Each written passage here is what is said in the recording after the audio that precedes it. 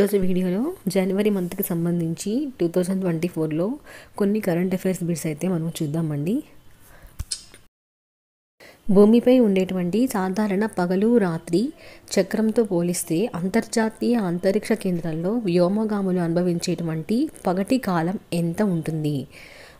Question ఏంటంటే, భూమిపైన సాధారణ పగలు రాత్రి ఎలా అయితే ఉంటాయో అంతరిక్షంలో ఉండేటువంటి వ్యోమగాములు అనుభవించేటువంటి పగలు కాలం ఎంత ఉంటుంది అని చెప్పి ఇచ్చారు.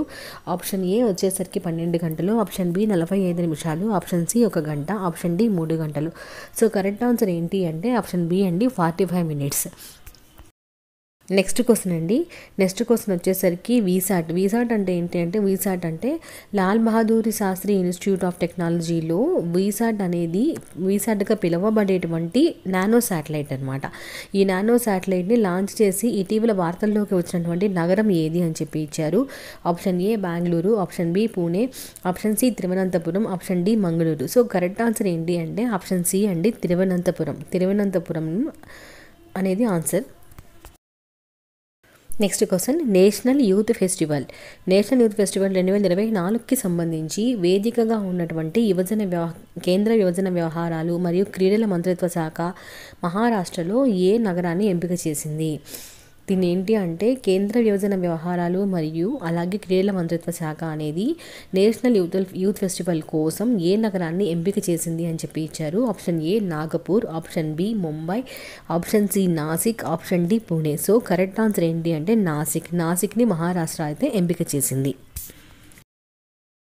నెక్స్ట్ క్వశ్చన్, ఇటీవల వార్తల్లో నిలిచినటువంటి జనరల్ డాంగ్ అనేటువంటి వారు ఏ దేశ రక్షణ శాఖ మంత్రి అని చెప్పి ఇచ్చారు.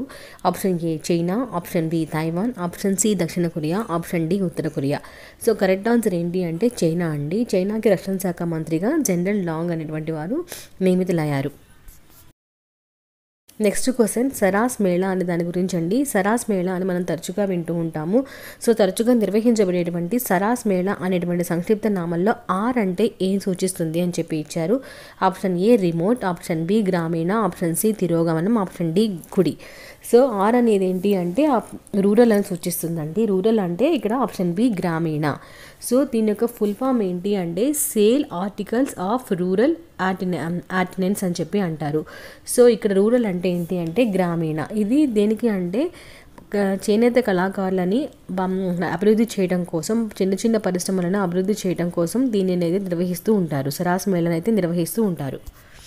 Next question, central industrial security force CISF అంటామండి దాన్ని. Central industrial security force director జనరల్గా నియమితులైన మొదటి మహిళా అధికారి ఎవరు? Option A Subra Singh, option B Neena Singh, option C Binita Thakur, option D Roli Singh. So correct answer ఏంటి అంటే అండి option B Neena Singh. Next question, ఇది కూడా ఇంపార్టెంట్.